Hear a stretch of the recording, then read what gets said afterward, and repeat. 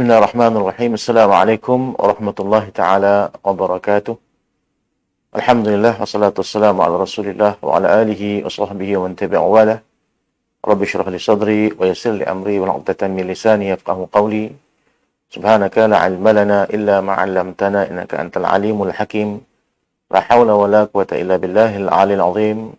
La haula wa la quwwata illa billahil 'aliyil 'azim. La haula wa la quwwata illa billahil 'aliyil 'azim. قال الله تعالى في القرآن الكريم لئن شكرتم لأزيدنكم ولئن كفرتم إن عذابي لشديد صدق الله العظيم أما بعد. Alhamdulillah, syukur kita kepada Allah Subhanahu wa taala. Salam salam kepada baginda Rasulullah sallallahu alaihi wasallam, kepada ahli bait baginda dan para sahabat baginda. Juga kita mohonkan kepada Allah Subhanahu wa taala untuk sekalian para ulama yang bertahankan agama ini dengan ilmu mereka dan para pejuang agama yang pertahankan agama ini dengan jihad mereka. Amma ba'd. Alhamdulillah, sekali lagi kita bertemu dalam program Celik Nurani dalam segmen Celik Akidah. InsyaAllah hari ini kita akan membincangkan satu permasalahan berkenaan dengan tajuk adakah Rasulullah SAW dapat melihat Allah SWT di ketika Mi'raj. Baik, kita akan membaca petikan hadis Nabi SAW daripada buku 40 hadis sahih tentang akidah. Dan insyaAllah kita akan membaca daripada hadis yang ketujuh pada muka surat 52. Tapi sebelum itu, diletakkan pada tajuk bab akan ayat Quran yang berbunyi A'udzubillah minasyaitonirrajim. La tudrikuhul absar wa huwa yudrikul absar wa huwal latiful khabir. Sadaqallahul azim. Surah Al-An'am ayat 103 yang bermaksud dia tidak dapat dicapai ataupun dikesan, dilihat dan diliputi oleh penglihatan mata. Sedangkan dia, yakni Allah SWT, dapat melihat dan mengetahui hakikat segala penglihatan mata. Dan dialah yang maha halus, melayan hamba-hambanya dengan belas ihsan, lagi maha mendalam pengetahuannya. Baik. Berdasarkan ayat ini, kalau kita lihatkan, bahawa Allah SWT itu tidak akan mungkin dapat untuk dilihat di dunia pada ketika ini. Bagaimanakah keadaannya Nabi SAW di waktu Isra' dan Mi'raj? Dalam hal ini terdapat beberapa pandangan ulama. Ada yang mengatakan tidak melihat, dan ada yang mengatakan Nabi SAW melihat Allah Ta'ala di ketika mana berlakunya peristiwa tersebut. Baik, kita membaca hadis pada bab ini. Siapa ada buku 40 hadis yang sahih tentang akidah ini, kita akan baca pada muka surat 52.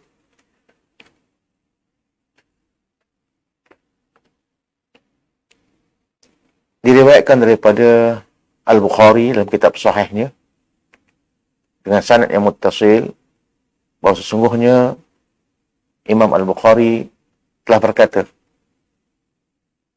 Haddatsana Muhammad bin Yusuf حدثنا سفيان عن إسماعيل عن الشعبي عن مسروق عن عائشة رضي الله عنها قالت من حدثك أن محمدا صلى الله عليه وسلم رأى ربه فقد كذب وهو يقول لا تدركه الأبصار ومن حدثك أنه يعلم الغيب فقد كذب وهو يقول لا يعلم الغيب إلا الله أو كما قال.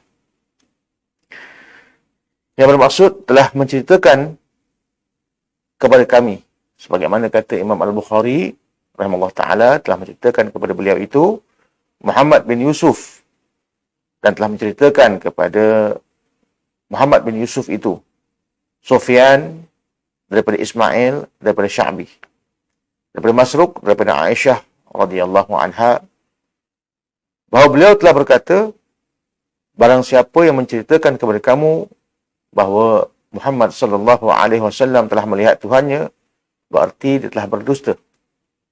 Kerana Allah Ta'ala berfirman, dia tidak mungkin dicapai oleh pandangannya, sebagaimana yang telah kita baca tadi dalam surah Al-An'am ayat 103. La tudrikul absar. Dan barang siapa yang menceritakan kepadamu bahawa sesungguhnya dia mengetahui yang gaib, berarti dia telah berdusta. Kerana sesungguhnya Rasulullah SAW telah bersabda, tidak yang mengetahui yang gaib itu selain daripada Allah Subhanahu Wa Taala. Baik. Mengenai hadis ini, telah dinyatakan bahawa sesungguhnya persoalan melihat akan Allah Ta'ala pada malam Mi'raj itu merupakan khilaf di antara para ulama.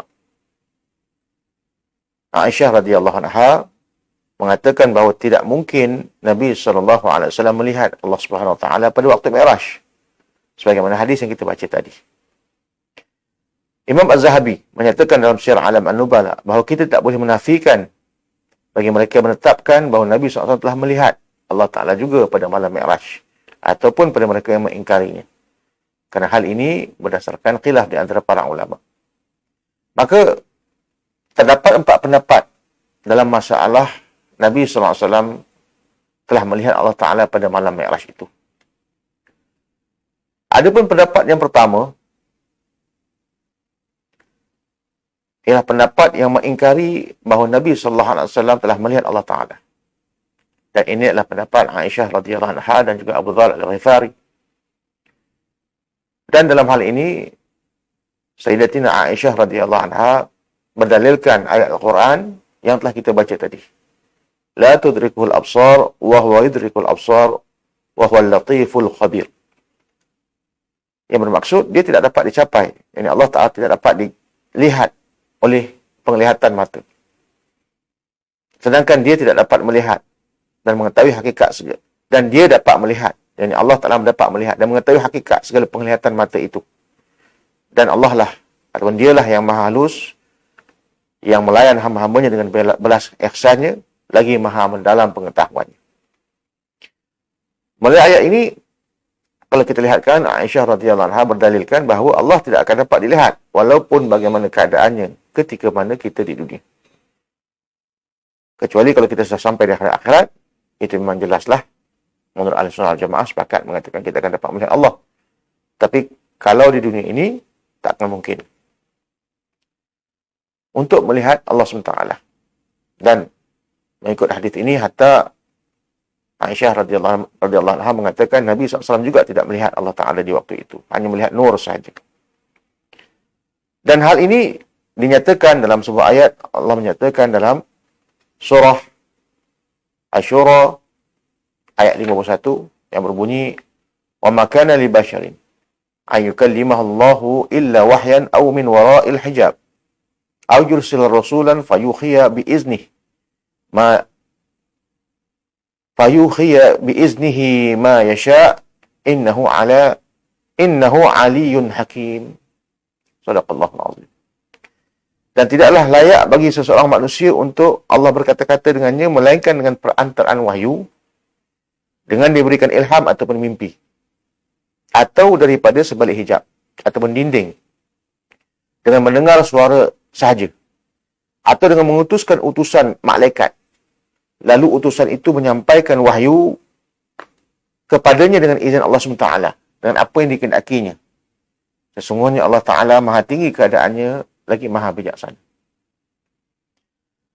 Abu Dzar Al-Ghifari pernah bertanya kepada Nabi SAW mengenai penglihatannya kepada Allah Subhanahu Wa Taala. Dalam hadis ini diriwayatkan oleh Imam Muslim yang berbunyi, an Abi Dzar radhiyallahu anhu qala sa'altu Rasulullah sallallahu alaihi wasallam hal ra'aita rabbak qala nurun anna arahu.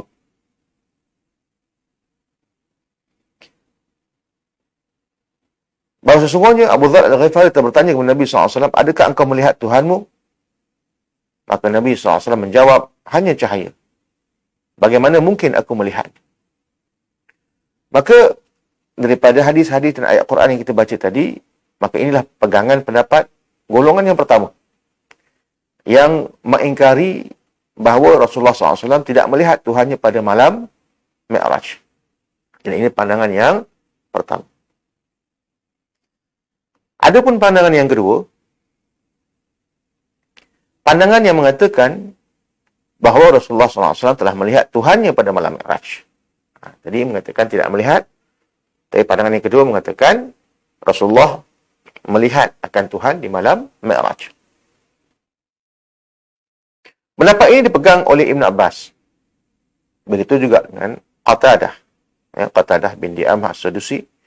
Sebagaimana yang diriwayatkan oleh Ibn Khuzaimah, bahawa Qatadah menyatakan daripada Anas bin Malik, bahawa Ra'a Muhammadun Rabbahu. Bahawasanya Nabi Muhammad SAW telah melihat Tuhannya. Walaupun demikian, setengah ulama menilai riwayat ini sebagai dhaif. Jadi, dalam hal ini, ada juga pendapat yang mengatakan Nabi SAW itu melihat dengan Allah Subhanahu Wa Taala dalam hal keadaannya yang sebenar. Yang ketiga, pendapat yang mengatakan Nabi SAW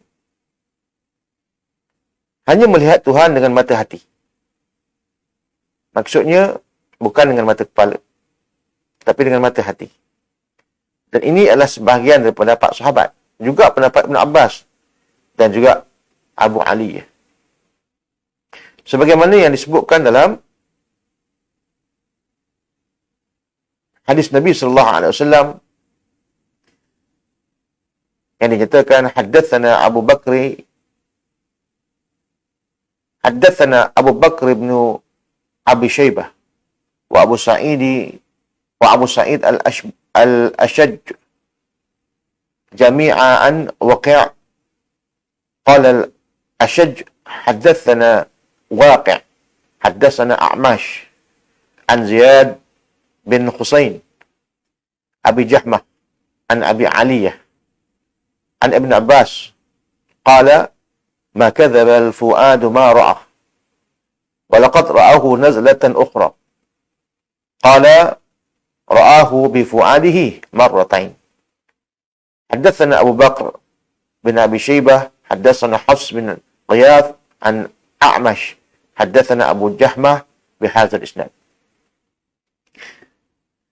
Telah menceritakan kepada kami Abu Bakar bin Abu Shaybah dan Abu Sa'id al-Ash'aj, Abu Sa'id al-Ashaj daripada Waqi'. Al-Ashaj mengatakan telah menceritakan kepada kami Waqi' dan menceritakan kepada kami Al-Amash daripada Ziyad bin Husain, Abu Jahmah daripada Abu Aliyah daripada Ibn Abbas. Dia berkata, menukilkan daripada firman Allah SWT dalam surah An-Najm, "Ma kadzdzaba al-fuadu ma ra'ah." Sesungguhnya hati tidak mendustakan sesuatu yang dia telah melihatnya. Maka dalam hal ini menjelaskan kepada kita bahawa Nabi SAW itu melihat dengan hati. Berdasarkan "Ma kadzdzaba al-fuadu ma ra'ah." Dan tidaklah dusta apa yang dilihat oleh Nabi SAW. Maksudnya melihat Allah Ta'ala. Dan disebutkan, وَلَقَدْ رَآهُ نَزْلَةً أُخْرَى. Dan sesungguhnya Muhammad telah melihat Jibril dalam rupa yang asli pada waktu yang lain. Ibn Abbas berkata, baginda telah melihatnya dengan hatinya 2 kali. Dan telah menceritakan kepada kami Abu Bakar bin Abu Shaybah, dan telah menceritakan kepada kami Hafs bin Ghiyath daripada A'mash, dan telah menceritakan kepada kami Abu Jahmah dengan sanad ini. Jadi ini golongan yang ketiga. Ya? Yang mana mereka mengatakan bahawa sesungguhnya Nabi SAW itu melihat Allah Ta'ala itu hanya dengan hati. Jadi yang pertama mengingkarinya, mengatakan Nabi tidak melihat Allah Ta'ala di alam Mi'raj, hanya melihat nur. Yang kedua mengatakan Nabi SAW melihat Allah Ta'ala itu dengan keadaan yang sebenarnya. Yang ketiga mengatakan bahawa sesungguhnya Nabi SAW melihat dengan hatinya sahaja. Sesetengah pendapat mengatakan bahawa yang dilihat oleh Nabi SAW adalah Allah Ta'ala. Sebagaimana Al-Qurtubi menjelaskan ketika mentafsirkan "Ma kadzdzaba al-fuadu ma ra'a", bahawa Ibn Abbas menyatakan bahawa Nabi telah melihat Allah dengan hatinya sebanyak 2 kali. Jadi ada pendapat yang mengatakan bahawa dalam hal ini, ya, apa yang dilihat oleh Nabi SAW itu adalah Allah dalam bentuk keadaan dia melihat dengan mata hati. Baik. Ini pendapat yang ketiga. Pendapat yang ketiga.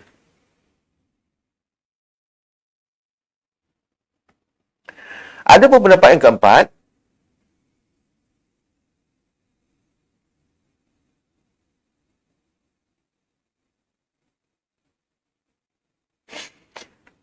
Pendapat di kalangan para sahabat yang tawakuf. Maksudnya tawakuf ini nak mengatakan ya pun tidak, nak mengatakan tidak pun tidak. Jadi ada sahabat yang ingkar, yang mengatakan Nabi SAW tidak melihat Allah Ta'ala di alam Mi'raj. Ada sahabat yang mengatakan, ya, Nabi melihat Allah Ta'ala itu dengan mata kepalanya.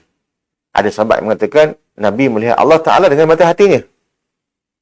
Jadi yang keempat, pendapat yang tawakuf. Yang mereka ini tidak berkata apa-apa tentang masalah ini. Mereka bersikap dengan berdiam diri.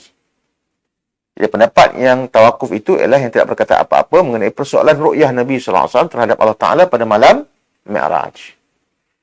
Dan pendapat ini dipegang antaranya oleh Sa'id bin Jubair. Dan hal itu dijelaskan oleh Qadhi Iyad dalam Asy-Syifa. Sa'id bin Jubair adalah tabi'in. Dan pendapatnya itu dijelaskan oleh Qadhi Iyad dalam kitabnya Asy-Syifa. Mengenai lafaz hadis, وَمَنْ حَدَّثَكَ أَنَّهُ يَعْلَمُ الْغَيْبِ فَقَدْ كَذَبَ وَهُوَ يَقُولُ لَا يَعْلَمُ الْغَيْبِ إِلَّا اللَّهِ. Dan barang siapa yang menceritakan kepadamu bahawa dia mengetahui yang gaib, berarti dia telah berdusta. Kerana Rasulullah SAW telah bersabda, tiada mengetahui yang gaib selain daripada Allah Subhanahu Wa Taala. Dan ianya telah dijelaskan seperti hadis yang sebelum ini. Baik. Jadi ini adalah merupakan perbahasan para ulama berkenaan dengan melihat Nabi SAW akan Allah Ta'ala di alam Mi'raj. Jadi kalau kita lihat perkara ini adalah merupakan satu perkara yang bersifat gaib. Dan kita tidak boleh nak menggunakan akal kita dalam nak menentukan perkara itu secara membabi buta ataupun secara melulu. Melainkan kita kena melihat pendapat-pendapat di kalangan para ulama. Jadi dalam hal ini, ada sahabat yang menerima dengan mengatakan bahawa Allah tu boleh dilihat ketika mana berlakunya peristiwa Mi'raj. Ada sahabat yang mengatakan Nabi tidak melihat akan Allah SWT, melainkan Nabi melihat nurnya sahaja. Dan ada sahabat yang mengatakan Nabi melihat dengan hati. Dan ada sahabat yang bertawakuf ataupun tidak berkata apa-apa di atas persoalan ini. Jadi dalam hal ini, kita sebagai umat yang kebelakang ini, kita berpeganglah dengan pendapat yang kita dengar tadi. Cuma dalam jumhur Ahlussunnah wal Jamaah, kita memilih pandangan yang kedua yang mengatakan bahawa Nabi SAW itu melihat Allah Subhanahu Wa Taala di alam Mi'raj. Dan ini persoalan yang dibawa daripada pendapat dari Ibn Abbas. Jadi kalau kita lihat dalam hal ini, persoalan melihat Allah Ta'ala ini adalah merupakan satu perkara yang sangat penting untuk kita bahaskan, kerana dia adalah merupakan satu penjelasan di atas pegangan kita, i'tikad kita terhadap Allah Subhanahu Wa Taala. Cuma saya sebutkan tadi bahawa dalam Ahlussunnah kita menerima pendapat yang kedua, iaitu Allah SWT dapat dilihat oleh Nabi ketika di alam Mi'raj. Cuma kalau kita dengar ada orang yang mengatakan bahawa Nabi SAW tidak melihat Allah Ta'ala di waktu Mi'raj dan mengingkari akan melihat Allah Ta'ala di waktu Mi'raj, itu pun kita tidak boleh salahkan. Kenapa? Kerana ada juga sahabat, malah bukan kata sahabat yang biasa, isteri kepada baginda Nabi SAW, Aisyah mengatakan yang demikian. Baik. Mengenai pertemuan Rasulullah SAW dan Allah SWT di langit, sebenarnya di sini dibahaskan oleh para ulama bahawa perkara itu sebenarnya menunjukkan ketinggian secara maknawi. Langit di atas, bukanlah bermaksud Allah Ta'ala itu di atas langit itu. Tetapi sebenarnya itu adalah merupakan tempat di mana Allah SWT meletakkan kerajaannya. kerajaan para malaikat. Ya, dan diletakkan di situ kursi Allah SWT. Diletakkan di situ arasy Allah SWT. Ya. Ar-Rahmanu ala arsy istawa. Allah SWT itu istiwa di atas arasy-Nya, berarti Allah menguasai. Ya, dan juga di situ Allah SWT telah mentadbir akan alam kemalaikatan atau alam malakut, yang kemudiannya malaikat ini menurunkan akan perintahnya ke alam kita ini, alam syahadah, untuk kita itu berjalan sebagaimana dikehendaki Allah Ta'ala dengan izinnya, bergerak sebagaimana dengan izinnya. Dalam hal ini kalau kita tengokkan, para ulama menyatakan bahawa yang disebutkan alam Mi'raj itu berlaku di langit, ya, sebenarnya itu adalah merupakan ketinggian secara maknawi, dan ia merujuk kepada kemuliaan. Kerana di dalam perbahasan ketinggian itu, kalau kita lihatkan, dia ada makna yang berbentuk hakiki dan ada yang berbentuk idhafi. Ya, bila kita sebutkan tentang fauqiyah ataupun tentang ketinggian atas, ya, dia ada dua pandangan ulama dalam hal ini. Jadi ada maksud tinggi itu adalah hakiki. Maksud tinggi itulah tinggi dalam bentuk yang kita dapat lihat dengan mata kepala kita, ya, tinggi. Bangunan itu tinggi, kita kata. Ya, itu dalam bentuk yang hakiki.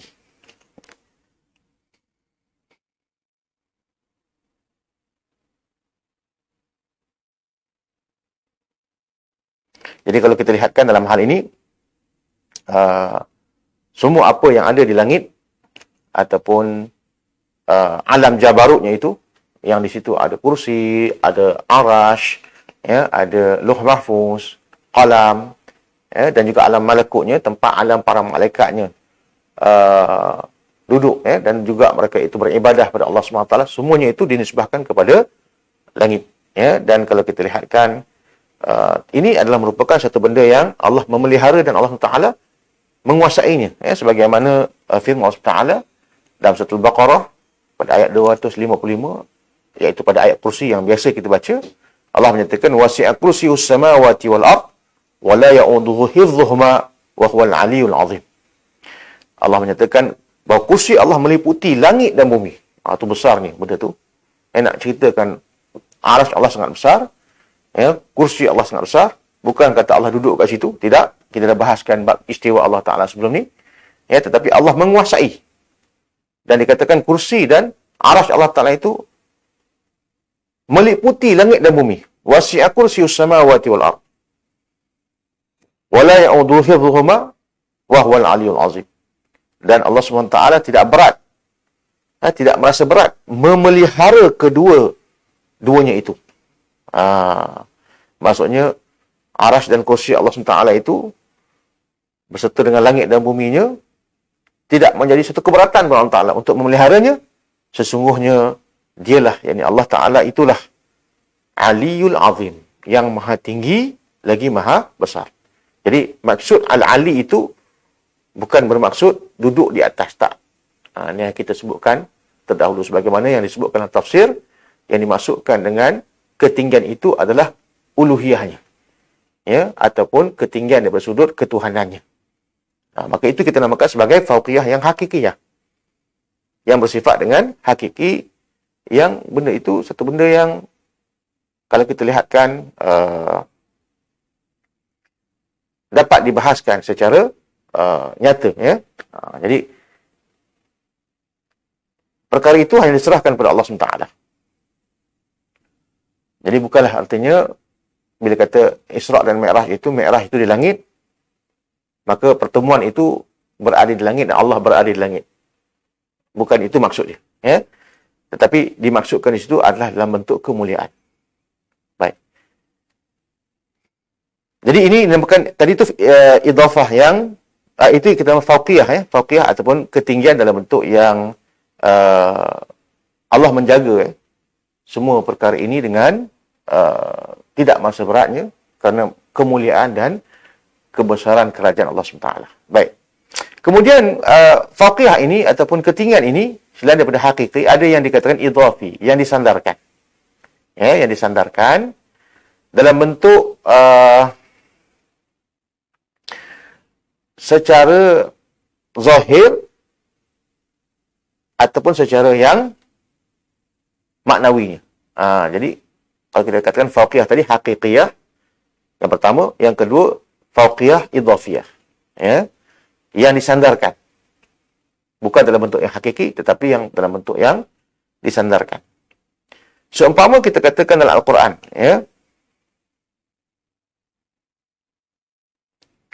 Allah menyatakan dalam surah Zukhruf seumpamanya, pada ayat 32, Allah menyatakan wa rafa'na ba'dahum fawqa ba'din darajat. Dan Allah SWT mengangkat sebahagian mereka itu di atas sebahagian yang lain beberapa derajat. Jadi perkataan fawqa ba'din darajat itu. Zukhruf ayat 32. Jadi bermaksud di situ, fawqa di situ bukanlah maksud duduk dekat atas. Secara zahirnya. Tetapi itu dalam bentuk yang dalam bentuk maknawi. Ya. Maksudnya dalam bentuk yang dapat kita faham sebagai kiasan. Maksudnya Allah Ta'ala meletakkan para nabi itu di antara satu dengan satu yang lain itu dia ada kelebihan-kelebihan dia. Bukanlah dalam bentuk fawqa ba'din darajat itu secara zahirnya mereka itu bertimpa-timpa satu dengan yang lainnya. Bukan itu maksud dia. Tapi yang dimaksudkan di situ adalah dari segi kiasannya, maknawi. Ya. Sedangkan kalau kita lihatkan idhafah secara fauqiyah secara idhafiyah yang berbentuk hissiyah, yang berbentuk nyata, seumpamanya kita katakan Ahmad 'alal jabal. Kita katakan Ahmad 'alal jabal. Ahmad berada atas bukit. Maksudnya di atas bukit, bukanlah tak berarti kata dia lebih besar dari bukit, tak. Maksudnya memang dia duduk kat situ lah, di atas bukit. Itu dikatakan sebagai hissiyah. Memang duduk kat atas lah. Jadi kalau kita lihatkan secara kesimpulan, fauqiyah ini ada yang hakikiyah, ada yang idhafiyah. Ada yang berbentuk hakiki, sebagaimana kita katakan Allah Ta'ala tadi, dia itu hal keadaannya aliyun azim. Dalam keadaannya. Dengan bentuk kemuliaan dan sifat ketuhanannya. Dan ada yang berbentuk idhafiyah, yang disandarkan. Dan yang disandarkan itu ada dua. Satu yang berbentuk hissiyah, satu lagi yang dalam bentuk maknawiyah. Ada pun dalam bentuk hissiyah, itu bentuk yang nyata. Seperti kita katakan Ahmad di atas bukit, memang duduk ke atas lah. Kita nampak Ahmad di atas bukit. Yang keduanya hakikiyah. Yang kita namakan yang kedua maknawiyah itu dalam arti kata maknawi, kiasan. Seperti kita katakan wa rafa'na ba'dahum fawqa ba'din darajat. Dan sesungguhnya kami telah mengangkat sebahagian mereka di atas sebahagian mereka yang lain derajat dengan beberapa darjat. Maksudnya bukanlah bertimpa-timpa sebagaimana zahir, tetapi itu adalah merupakan dalam satu bentuk analogi yang dapat kita faham bahawa satu dengan satu itu diberikan kelebihan yang tidak sama.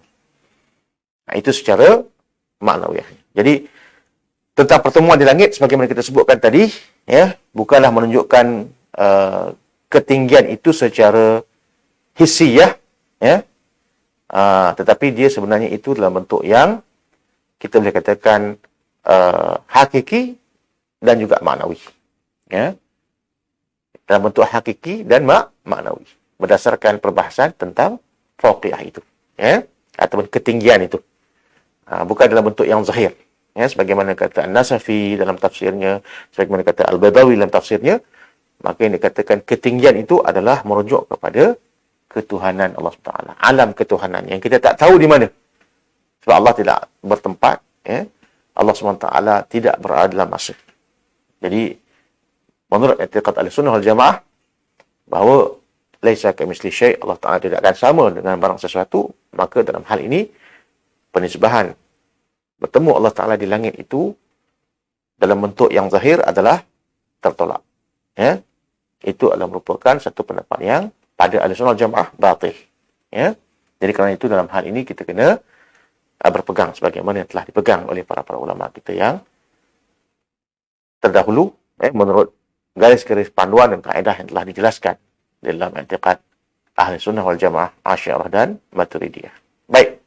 Saya rasa itu saja yang dapat kita kongsi, ya, berkenaan dengan melihat Allah SWT di alam Mi'raj oleh Nabi SAW.